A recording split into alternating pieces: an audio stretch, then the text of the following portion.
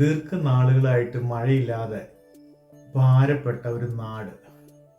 അവിടെ സന്തോഷകരമായി കഴിഞ്ഞിരുന്ന ഒരു കുടുംബം, അപ്പൻ, അമ്മ, 2 മക്കൾ. അപ്പോൾ വളരെ നാളുകളായിട്ട് മഴയില്ല. അപ്പോൾ ഇവരൊരു തീരുമാനം എടുത്തു, പ്രാർത്ഥിക്കാം, ദൈവത്തോട് പ്രാർത്ഥിക്കാം.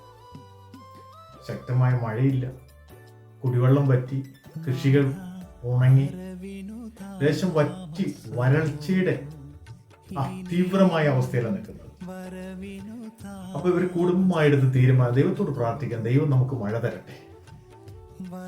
ഇവരെ തീരുമാനപ്രകാരം ദൈവത്തോട് പ്രാർത്ഥിക്കാൻ പ്രാർത്ഥിച്ചു. ദൈവമേ, ഞങ്ങളുടെ ദേശത്ത് ശക്തമായ മഴ തരണം, ഞങ്ങളുടെ കുടിവെള്ള സ്രോതസ്സുകളെല്ലാം നിറയണം, ഞങ്ങളുടെ കൃഷികൾ പുഷ്ടിയാർജിക്കണം, ഞങ്ങളുടെ ദേശം പച്ചപ്പുണ്ടാകണം. അങ്ങനെ ശക്തമായി പ്രാർത്ഥിച്ചു. വൈകുന്നേരമായപ്പോൾ ഈ വീട്ടിലെ മാതാവ് തന്റെ ഭർത്താവായ ആ മനുഷ്യനോട് പറഞ്ഞു, വൈകിട്ട് നമുക്ക് ഫുഡ് വെക്കണം. അപ്പൊ കടയിൽ പോയി സാധനങ്ങൾ വാങ്ങിയിട്ട് വരും.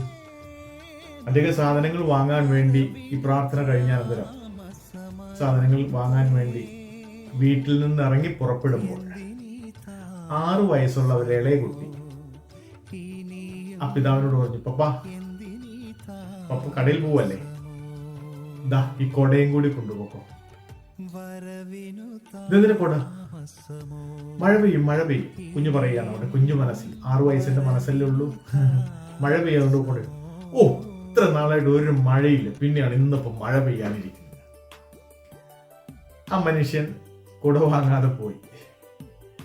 ഈ കഥയിൽ നിന്ന് നമുക്ക് മനസ്സിലായ ഒരു യാഥാർത്ഥ്യം എന്ന് പറയുന്നത്, പലപ്പോഴും നമ്മൾ പ്രാർത്ഥിക്കും, ആവേശകരമായി പ്രാർത്ഥിക്കും, വിശ്വാസത്തോടെ എന്ന് പറഞ്ഞുകൊണ്ട് പ്രാർത്ഥിക്കും. പക്ഷെ ജീവിതത്തിന്റെ പ്രാക്ടിക്കൽ ലൈഫിലേക്ക് വരുമ്പോൾ നമ്മൾ പ്രാർത്ഥിച്ച പ്രാർത്ഥനയും അതിലുണ്ടായിരുന്ന വിശ്വാസവും അതെത്രത്തോളം ബന്ധപ്പെട്ടിരിക്കുന്നു എന്നുള്ളത് ഞാൻ നിങ്ങളും വിചിന്തനം ചെയ്യണം. പലപ്പോഴും നമ്മുടെ പ്രാർത്ഥനകൾ പ്രാർത്ഥിക്കും, പക്ഷെ അതിന്റെ പിന്നിൽ വിശ്വാസമില്ലാത്തത് കൊണ്ടാണ് പല പ്രാർത്ഥനകൾക്ക് പരിഹാരം കാണാൻ അല്ലെങ്കിൽ മറുപടി ലഭ്യമാകാൻ കഴിയാത്തത്. എനിക്ക് സ്നേഹത്തോട് നിങ്ങളോട് ഓർപ്പിക്കാനുള്ളത്, നമ്മുടെ പ്രാർത്ഥന വിശ്വാസത്തോടു കൂടിയായിരിക്കണം. ബൈബിൾ പറയുന്നു, വിശ്വാസം എന്നതും ആശിക്കുന്നതിന്റെ ഉറപ്പും കാണാത്ത കാര്യങ്ങളുടെ നിശ്ചയവുമാണ്. പ്രിയമുള്ളവരെ, നമ്മൾ മഴയ്ക്ക് വേണ്ടി ആശിച്ചാൽ ഒരുപക്ഷെങ്കിൽ ആ ദിവസം വരെ ഒരു മഴയും കാണാതെ, മഴയും പെയ്യാതെ വരൾച്ചയുടെ ചൂടിന്റെ അനുഭവമായിരിക്കും. അപ്പൊ അങ്ങനെ ഒരു ആശ നമുക്ക് ഉണ്ടായിന്ന് വരത്തില്ല. പക്ഷെ വിശ്വാസത്തോടു കൂടിയുള്ള പ്രാർത്ഥന ദൈവം കേട്ടാൽ നമ്മുടെ വിശ്വാസത്തെ മാനിച്ച് അവിടെ അപ്രതീക്ഷിതമായ മഴ നൽകി, അല്ലെങ്കിൽ നമ്മുടെ പ്രാർത്ഥനകൾക്ക് പരിഹാരം നൽകി, ഉത്തരം നൽകി നമ്മെ പരിപോഷിപ്പിക്കുവാൻ ദൈവം വിശ്വസ്തനാണ്.